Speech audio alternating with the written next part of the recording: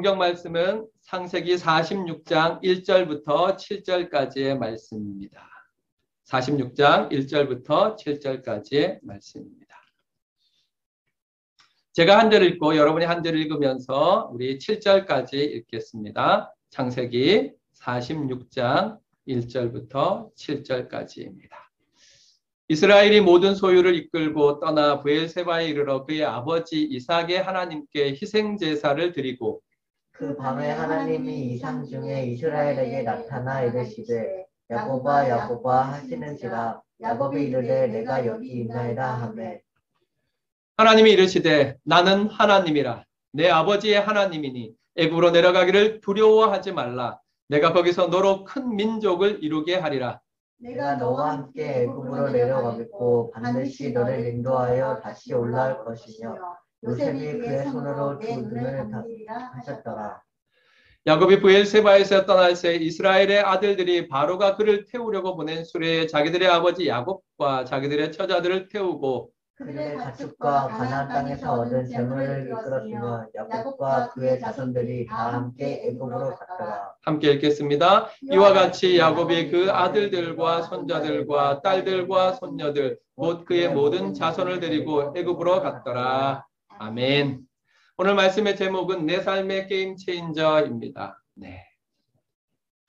게임 체인저라는 말이 있습니다. 이 게임 체인저란 말은 이번 주에 들어서, 이번 달에 들어서 많이 나타납니다. 우리 국군에서 개발한 새로운 전략 무기들이 앞으로 모든 전쟁에 있어서 그 게임을 바꾸어 놓을 수 있다 해서 게임 체인저를 개발했다 이렇게 많이 신문에 나오는 것을 들으셨을 것입니다. 게임 체인저란 말은 게임을 바꾸는 어떤 것을 말합니다. 그 게임을 바꿀 수 있는, 반전시킬 수 있는, 지던 게임을 완전히 바꿀 수 있는 그런 것을 게임 체인저라 하지요. 어떤 일의 결과나 흐름의 판도를 완전히 바꾸어 놓을 만한 중요한 역할을 한 인물이나 물건이나 사건에 대해서 사용하고 있습니다.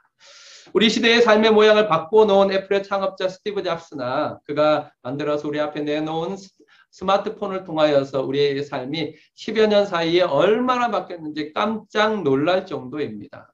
10년 전에 오늘과 같은 삶을 생각해 보았을까요? 네, 핸드폰으로 모든 것들을 결정해버리는 자신을 증명할 뿐만 아니라 돈을 지불하기도 하고 핸드폰 하나로서 모든 것들을 가능하게 만드는 그런 시대가 되어버렸습니다.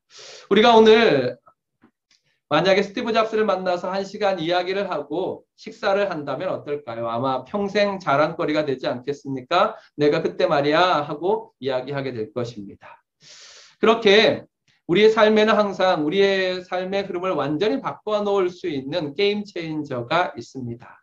그렇다면 우리 신앙생활의 게임 체인저는 무엇일까요? 오늘 우리는 야곱을 통하여 우리 신앙, 우리의 삶의 게임 체인저를 발견하게 됩니다. 오늘 함께 읽은 말씀을 중심으로 하여서 내 삶의 게임 체인저를 찾아보기를 원합니다. 첫 번째는 야곱의 희생 제사입니다. 1절을 다 같이 읽겠습니다. 시작. 이스라엘이 모든 소유를 이끌고 떠나 브엘세바에 이르러 그의 아버지 이삭의 하나님께 희생 제사를 드리니. 아멘. 이집트를 향해 길을 떠난 야곱은 브엘세바에 이르렀습니다. 브엘세바는 약속의 땅의 남쪽 경계입니다. 그 브엘세바를 넘어가면 사막이고 그 사막을 지나가면 이집트에 이르게 됩니다. 보통 성경에서는 이스라엘 땅을 말할 때 단에서부터 브엘세바까지라고 관용적으로 말했습니다. 그러니까 북쪽으로는 단, 그리고 남쪽 경계는 브엘세바 이렇게 되었던 것입니다. 야곱은 한 번도 이 경계를 넘어가 보지 않았습니다. 그래서 그런지 오늘 말씀에는 말씀을 시작할 때 이 야곱이 두려워하고 있다 하는 사실을 우리가 읽어낼 수 있습니다. 야곱은 이집트로 내려가는 것에 대해서 두려움을 가지고 있었습니다. 그것은 하나님께서 그에게 두려워하지 말라라고 하신 말씀에서도 증거를 찾을 수 있습니다. 야곱은 두려워하고 있었습니다. 왜 야곱이 그렇게 두려워했을까요? 사실 야곱은 애굽에 내려가는 것을, 이집트에 내려가는 것을 두려워할 필요가 없습니다. 왜냐하면 아들이 초청한 것이거든요. 그것도 사랑하는 아들 요셉이 야곱을 초청한 것입니다. 그 아들은 어떤 사람입니까? 지금 이집트의 총리가 되어 있는 사람입니다. 45장 11절에 보면 흉년이 아직 5해나 있으니 내가 거기서 아버지를 봉양하리이다. 아버지와 아버지의 가족과 아버지에 속한 모든 사람에게 부족함이 없도록 하겠나이다. 그렇게 보장을 하고 지금 야곱을 부르고 있는 것입니다.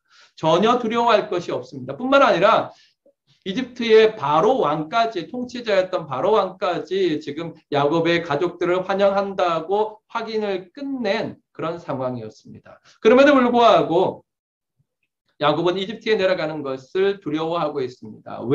왜 야곱은 이집트로 내려가는 것을 두려워했을까요? 거기에는 몇 가지 이유가 있었을 것입니다. 먼저 그의 나이 때문일 수도 있습니다. 그는 이미 나이가 130세입니다. 뭔가 새롭게 시작하기에는 두려울 나이가 아니겠습니까? 그 외에도 여러 가지 이유가 있을 것입니다. 그러나 무엇보다도 그를 두렵게 하는 것은 이집트에 대한 역사적인 선입견 때문에 그렇습니다. 야곱은 이집트에 대한 경험이 없었지만 그의 아버지, 그의 할아버지를 통해서 전해 들은 것이 있었습니다. 그의 아버지 이삭, 그의 할아버지 아브라함은 모두 다 이집트에 대한 경험이 있었습니다. 아브라함은 이집트로 내려갔다가 큰 어려움을 겪습니다. 어떤 어려움을 겪습니까? 아내였던 사라를 빼앗기는 어려움을 겪게 됩니다. 물론 거기에는 아브라함의 죄가 있었습니다만 어쨌든 이집트의 바로 왕에게 아내를 빼앗기는 고난을 겪었습니다. 이삭도 이집트로 내려가려고 했습니다. 그러나 하나님께서 이집트로 내려가려는 이삭을 막으셨죠. 이집트에 내려가지 마라. 너는 이 약속의 땅에 머물러 있어라. 하나님께서 창세기 26장에 말씀해 주셨습니다. 아브라함과 이삭이 이집트와 관계된 이유가 모두 다 무엇 때문이었습니까? 네, 기근 때문이었습니다. 아브라함도 기근 때문에 이집트로 내려갔었고 이삭도 기근 때문에 이집트로 내려가려다가 하나님께서 멈춰라고 막으셔서 내려가지 않았던 것입니다. 이렇게 야곱에게는 할아버지와 아버지를 통하여서 이집트에 대한 부정적인 선입견들을 가지고 있었습니다. 뿐만 아니라 성경에서 보통 이집트로 내려가는 것은 상징적으로 하나님을 떠나 세상을 의지하는 것으로 말해주고 있습니다. 그래서 하나님께서는 이집트 내려가는 것을, 이집트를 의지하는 것을 금지시키셨습니다. 그런데 지금은 그 이집트를 하나님께서 사용하신다고 하셨습니다. 우리 45장의 말씀을 나누면서 하나님께서 이집트를 통하여서 이스라엘 백성들을 살리시려고 하시는 구속의 계획을 가지고 계심을 읽어보았습니다. 정말 여기에는 중요한 역설이 담겨 있습니다. 떠나야 할 자리를 떠나고 가야 할 자리에 가는 것은 어려운 일이 아니죠. 잘 생각해 보십시오. 여기는 떠나야 돼 하는 것을 떠나는 거 어렵지 않습니다. 가야 해 하는 곳을 향하여 가는 것도 어렵지 않습니다. 그러나 지금 야곱은 역사적으로 그들이 있어야 할 자리를 떠나는 것이며 그들이 가지 말아야 할 곳을 가는 것입니다. 그러므로 그는 두려워할 수밖에 없었습니다. 야곱이 가나안을 떠나 이집트로 가는 것은 우리에게 무엇을 말해주고 있습니까? 이 아주 중요한 역설이 거기에 담겨 있죠. 있어야 할 자리를 떠나서 떠나야 할 자리로 간다는 말입니다. 이 역설 가운데 중요한 원칙이 있습니다. 그것은 무엇입니까? 성도에게 있어서 떠나야 할 자리와 있어야 할 자리는 그 자리가 가지고 있는 고유한 개념 때문이 아니라는 것입니다. 그가 그 지역에 가지고 있는 그것이 이집트라는 것이나 그것이 가나안이라는 것에 따라서 결정되는 것이 아니라는 것입니다. 성도에게 있어서 떠나야 할 자리와 있어야 될 자리를 결정하는 기준은 하나님의 뜻에 있습니다. 가나안이 가나안이었던 이유가 무엇입니까? 창세기 12장을 잘 생각해 보시기 바랍니다. 창세기 12장에 보면 아브라함이 갈대아 우르를 떠나서 가나안으로 가게 됩니다. 그 가나안이 가나안 되었던 이유는 하나님께서 떠나서 그곳으로 가라고 하셨기 때문입니다. 곧 하나님의 뜻이 그 가나안에 있었기 때문입니다. 하나님이 지시하신 곳이었기 때문에 가나안이 가나안이었던 것입니다. 가나안이나 이집트나 어느 곳이든지 하나님이 지시하시는 곳, 그곳이 바로 성도가 있어야 할 자리인 것입니다. 그래서 성도는 항상 하나님이 있으라 하시는 곳에 있고 하나님이 가라 하시는 곳에서 떠나야 하는 것입니다. 이것이 성도의 길, 곧 하늘 순례자들의 길임을 꼭 기억하시기 바랍니다. 야곱은 오늘 우리에게 이 사실을 분명하게 보여주고 있습니다. 두 번째, 야곱은 그곳에서 희생 제사를 드렸습니다. 46장 1절에 이렇게 기록되어 있습니다. 부엘세바에 이르러 그의 아버지 이삭의 하나님께 희생 제사를 드렸다. 그렇게 되어 있습니다. 야곱은 부엘세바에서 하나님께 희생 제사를 드렸습니다. 무엇 때문에 왜 이곳에서 희생 제사를 드렸을까요? 거기에는 먼저 요셉의 소식을 듣고 하나님께 감사하기 위하여 희생 제사를 드렸을 것입니다. 야곱에게 있어서 요셉의 살아있다는 소식은 얼마나 기쁜 소식이었겠습니까? 아들들이 들고 온 요셉의 소식은 20년 동안의 슬픔을 한 번에 날려버리는 기쁨이었을 것입니다. 그래서 야곱은 하나님께 감사하기 위해서 희생제사를 드렸습니다. 또 이집트로 이주하기 전에 앞서서 자신과 가족들에게 언약의 하나님 신앙, 언약의 하나님의 신앙을 바로잡기 위해서였을 것입니다. 이 경계를 넘어가면 이방 땅입니다. 이 경계를 넘어가면 하나님의 약속의 땅으로부터 멀어지게 됩니다. 그 이집 땅에서 그 땅에서 그들이 이 신앙을 지킬지 안 지킬지 모를 두려움이 있었을 것입니다. 그래서 자신과 또 자신의 가족들이 하나님 신앙을 바로잡고 바로 세우고 그 길을 떠나기 위해서 하나님께 예배를 드렸을 것입니다. 그러나 무엇보다도 가장 주된 이유, 야곱이 브엘세바에서 하나님 앞에 희생 제사를 드렸던 가장 주된 이유는 이집트를 이주하는 데 있어서 하나님의 뜻을 알기 위해서였습니다. 그렇습니다. 야곱은 베델에서 그 경험을 했지요. 또 브니엘에서 그 경험을 했습니다. 베델에서 하나님을 만났습니다. 어떻게? 어느 자리입니까? 그곳은 바로 하란으로 아무도 모르던 곳, 아무도 알 수 없는 곳을 향하여서 나아가던 그 길에서 하나님을 만나게 되었고 하나님께서 그와 함께 하시며 하나님께서 그를 돌아오게 하실 것을 체험하였습니다. 그 베델의 체험, 창세기에 있는 28장에 있는 이 베델의 체험을 통하여서 야곱은 하나님의 임재가 얼마나 중요한 것인지 알았습니다. 또 브니엘에서 그는 창세기 32장에 있는 브니엘에서 하나님을 체험하였습니다.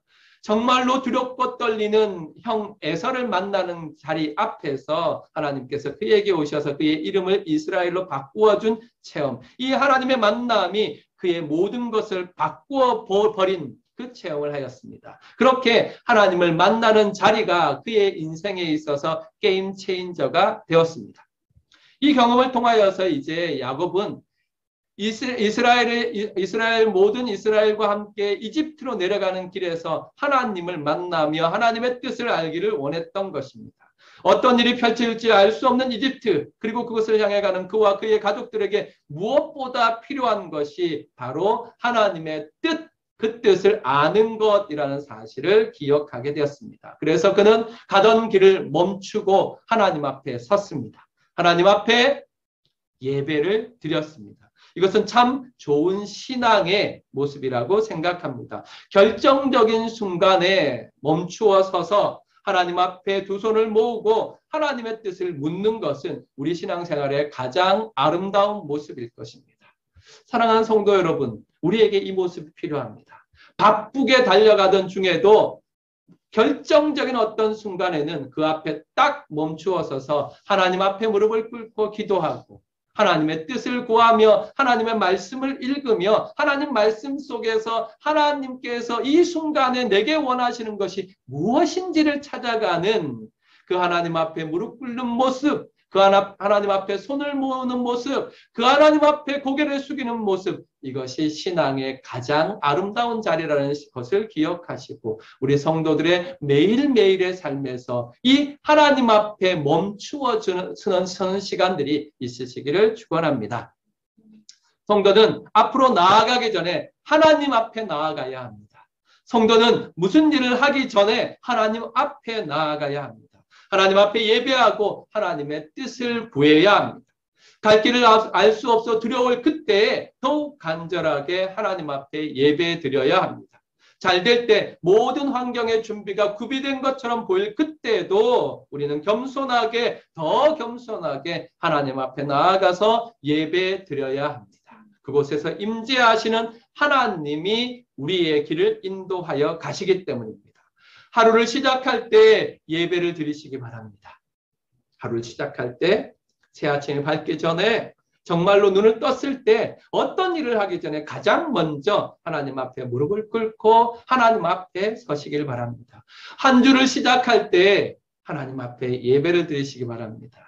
오늘도 우리 성찬이하고 잠깐 이야기하는 중에 한 주의 시작이 언제냐 잠깐 이야기 나눴습니다. 성찬이의 주장은 한 주의 시작은 월요일입니다. 그렇게 주장했어요. 그래서 제가 어떻게 이야기했겠습니까? 아니다.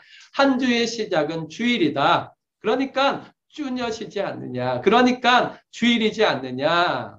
그 다음부터 월, 화, 수, 목, 금, 토 이렇게 진행된다. 그렇게 이야기했습니다. 그렇습니다. 성도의 한 주는 주일로부터 시작됩니다. 성도의 한 주는 주일 예배로부터 시작해야 합니다. 이렇게 가장 중요한 일을 시작할 때 예배를 드리시고 어려운 일을 만날 때 예배를 드리시고 우리의 모든 시작을 예배로 시작하시기를 주님의 이름으로 축원합니다. 아멘. 두 번째, 야곱은 하나님의 약속을 받습니다. 2절부터 시작되는데 먼저 2절을 다 같이 읽겠습니다. 시작. 그 밤에 하나님이 이상 중에 이스라엘에게 나타나 이르시되 야곱아 야곱아 하시는지라. 야곱이 이르되 내가 여기 있나이다 하매. 아멘. 브엘세바에서 드린 예배에서 야곱은 하나님 임재를 체험합니다. 역시 하나님께서 야곱을 찾아오셨습니다. 야곱에게 오셔서 야곱을 부릅니다. 야곱아 야곱아 하고 부르셨습니다. 하나님은 야곱을 인격적으로 아셨습니다. 야곱 하고 아셨습니다. 또 그 이름을 불러주셨습니다. 야곱아 야곱아. 이 장면은 모든 성도들의 소원이 되어야 합니다. 하나님께서 나를 찾아오는 경험, 하나님께서 내 이름을 불러주는 경험, 이 경험이 우리의 소원이 되어야 합니다. 정말 성경에서 잘 살펴보시기 바랍니다. 하나님께서 아주 중요한 순간에 하나님의 사람을 부르시는 것들이 얼마나 명확하게 기록되어 있습니까? 에덴 동산에서 아담아 아담아 하고 하나님께서 아담을 부르셨습니다. 또 하나님께서는 아브라함을 부르셨습니다. 아브라함아 하고 부르셨습니다. 구약에서만 그렇습니까? 아니요, 그렇지 않습니다. 신약에서도 사울아 사울아 하고 하나님께서는 어긋난 길로 걸어가는 사울을 부르실 때 사울을 찾아오셨습니다. 예수님께서는 어떠하십니까? 요한의 아들 시몬아 하시면서 베드로를 찾아오시지 않았습니까? 이렇게 하나님께서 나의 이름을 부르는 체험, 하나님께서 나를 찾아오시는 경험, 무엇보다도 성도의 삶에 가장 중요한 신앙적 체험이 될 것입니다. 우리 하나님도 좋습니다. 그러나 나의 하나님 경험은 성도의 삶에서 꼭 있어야 하는 경험입니다. 그러므로 마음에 소원을 두세요. 어떤 소원? 하나님 나를 찾아와 주세요. 하나님 나를 만나 주세요. 하나님 내 이름을 불러주세요 하고 하나님 앞에 간절히 소원하시기 바랍니다. 정말 부탁드립니다.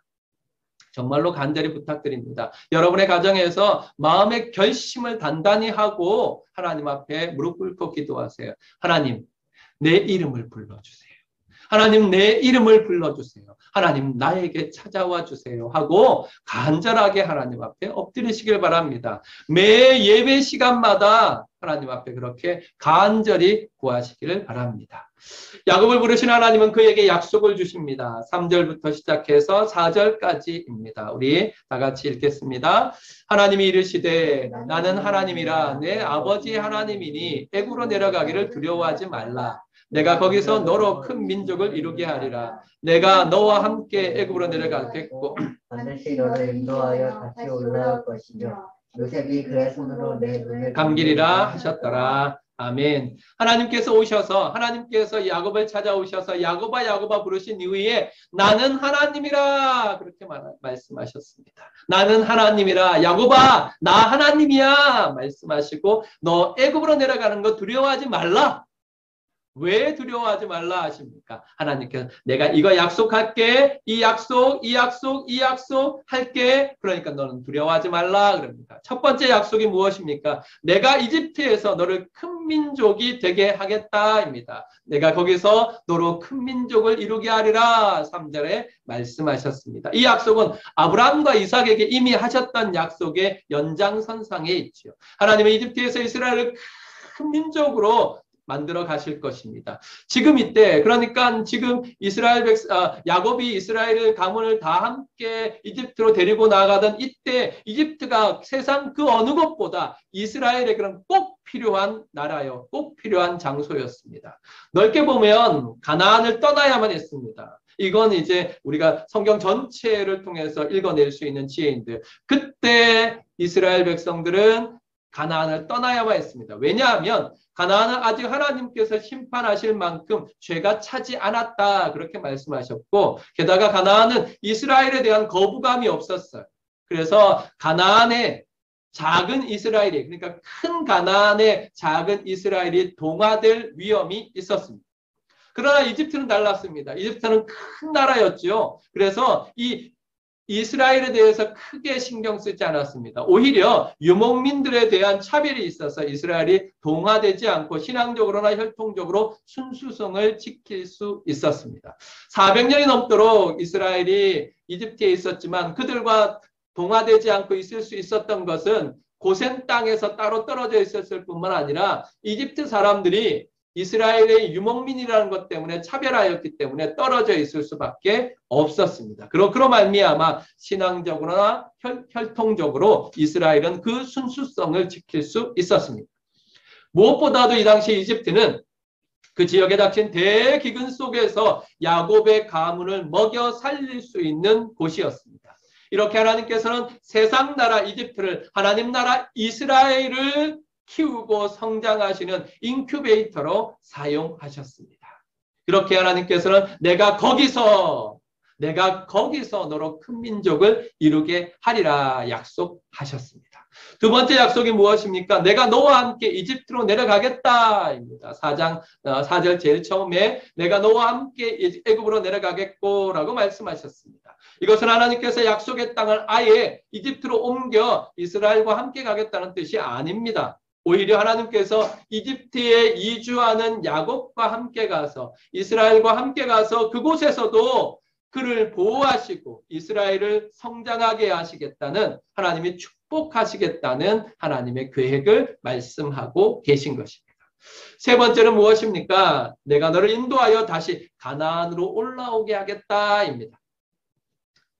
4절 중반절에 반드시 너를 인도하여 다시 올라올 것이며 라고 약속하셨습니다. 이것은 이집트 이주가 영원한 것이 아니라 일시적인 하나님의 섭리의 계획임을 말씀해 주고 있습니다. 이 약속은 좁게는 야곱이 죽은 후에 야곱의 자손들이 가나안 땅으로 옮겨서 죽은 야곱을 막벨라 굴에 장사 지냄으로 완성되었습니다. 또 넓게는 430년 후에 이스라엘이 출애굽하여서 가나안 땅에 들어감으로 성취되었습니다. 이 사실은 하나님께서 우리를 이집트와 같은 세상 인큐베이터에서 우리를 인도하여 저 영원한 가나안 하나님 나라로 돌아가게 하실 것의 보증이 되는 것입니다. 하나님께서 야곱에게 주신 약속들을 잘 보시기 바랍니다. 내가 거기서 너로 큰 민족을 이루게 하겠다.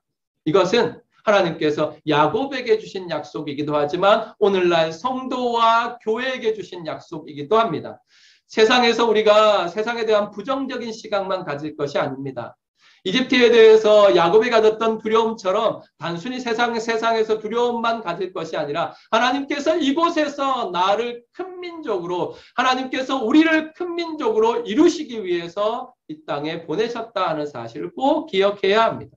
또한 내가 너와 함께 그곳으로 내려가겠다 하신 약속을 기억하시기 바랍니다. 하나님께서는 세상 속에 있는 성도들과 함께 하시며 하나님께서 보호하시고 축복하신다는 사실을 기억하시기 바랍니다. 또한 하나님께서는 내가 너를 인도하여 다시 가나안으로 올라오게 할 것이다. 내가 너를 인도하여서 반드시 올라오게 하겠다. 다시 말하면 하나님의 나라에 들어가게 하겠다라고 약속하신 것입니다. 마지막으로 하나님께서는 개인적인 약속을 허락하여 주십니다. 요셉이 그의 손으로 내 눈을 감기리라, 그렇게 네 번째 약속을 주십니다. 이것은 먼저 죽었다고 생각했던 아들 요셉이 너의 마지막을 지킬 것이다 라는 약속입니다. 이 약속도 그대로 이루어집니다. 창세기 49장에 보면 야곱이 죽을 때 그때에 요셉이 그 자리에서 함께 합니다. 그는 사랑하는 요셉의 보살핌을 받다가 평안히 죽음을 맞이하였습니다. 야곱에게 이 약속은 얼마나 달콤한 것이었겠습니까? 히브리 사고에 있어서 자식이 지켜보는 가운데 임종하는 것은 큰 축복이었습니다. 그러나 야곱은 20년 동안 요셉이 죽었다고, 먼저 죽었다고 생각함으로 말미암아 고통과 슬픔 속에 살았습니다. 그런데 이제 그 죽었다고 생각하는 아들이 다시 살아 자신을 끝까지 지키며 자신의 임종까지도 지켜낼 것이라는 하나님의 약속이 얼마나 기뻤겠습니까? 하나님께서는 이집트에서도 야곱에게 복을 주시겠다고 약속하셨습니다. 하나님께서는 가나안에서만 아니라 이집트에서도 하나님이시기 때문입니다. 또한 이스라엘은 가나안에서만 이스라엘이 아니라 이집트에서도 하나님의 백성 이스라엘이기 때문에 그렇습니다. 이것은 야곱에게 중요한 메시지일 뿐 아니라 나그네 인생을 살아가는 저와 여러분에게도 중요한 약속입니다. 이 약속은 두려운 것을 향하여 나아가는 모든 성도들에게 주시는 하나님의 약속이요 메시지입니다. 한 번도 가보지 못한 길을 걸어가는 성도들에게 주시는 하나님의 약속들입니다. 하나님의 뜻을 따라가는 곳이라면 그 어느 곳에서라도 언약의 하나님은 우리와 함께 가시고 그곳에서 복을 주시며 그곳을 지나 하늘 본향에 이르기까지 항상 우리를 떠나지 아니하시고 인도하여 주실 것을 믿으시기를 바랍니다. 만약 하나님이 함께 하시지 않는다면 우리는 한 걸음도 두려울 것입니다. 그러나 하나님이 함께 가신다면, 하나님이 함께 하신다면 사망의 음침한 골짜기로 다닐지라도 우리는 해를 두려워하지 않을 것입니다. 그곳에서 여호와께서 나의 목자가 되셔서 하나님의 지팡이와 막대기가 나를 보호하시고 인도하실 것을 믿을 수 있기 때문입니다. 이 약속을 믿고 나아갈 때 어느 곳에서든지 두려워하지 아니하고 하나님의 은혜를 향하여 나아갈 수 있을 것입니다. 우리 아까 찬양했던 거 기억하십니까? 438장 내 영혼이 은총 입어. 거기서 후렴에서 뭐라고 우리가 고백하였습니까? 할렐루야 찬양하세 내 모든 죄 사함 받고 주 예수와 동행하니 그 어디나 하늘나라. 그렇게 고백하지 않았습니까? 그렇습니다. 주님과 동행하는 그곳이 가나안이든 이집트든 그것이 한국이든 그것이 베트남이든 그곳은 바로 하나님의 나라요 하나님이 함께 하시는 곳이요 하나님이 축복하시는 곳이라는 사실을 믿으시기를 주님의 이름으로 축원합니다. 긴 고난의 터널을 통과하고 있는 우리 사랑하는 성도 여러분, 그렇습니다. 우리 지금 고난의 끝을 보고 있지 않습니까? 야곱은 가족들과 함께 이제 이집트로 내려갑니다. 우리 5절, 6절, 7절 다 같이 읽겠습니다. 시작.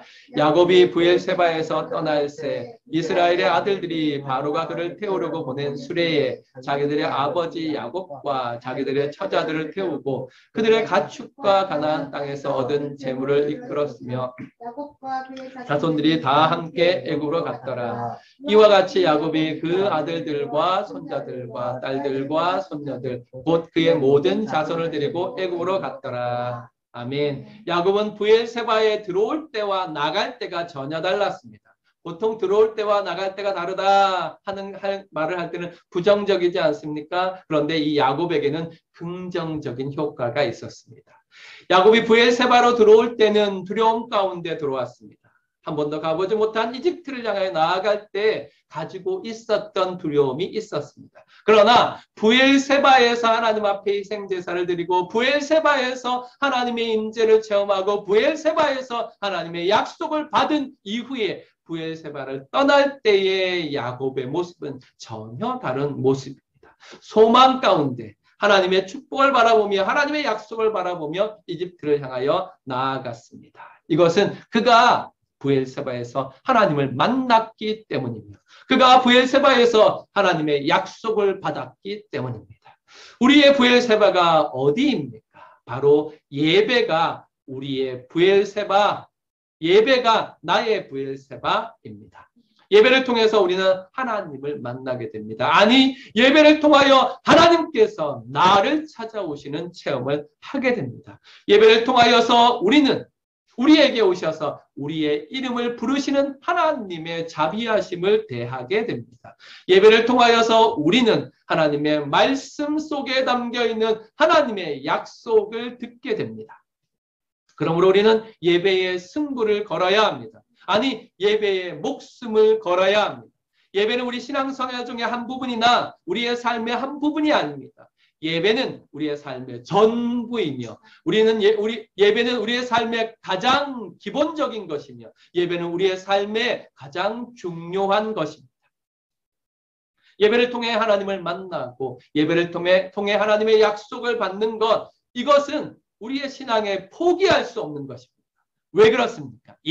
예배가 우리의 삶의 게임 체인저이기 때문입니다. 예배를 통하여 하나님을 만날 때 우리의 삶은 변합니다. 예배를 통하여 하나님의 약속을 받을 때 우리의 신앙은 변하게 되는 것입니다.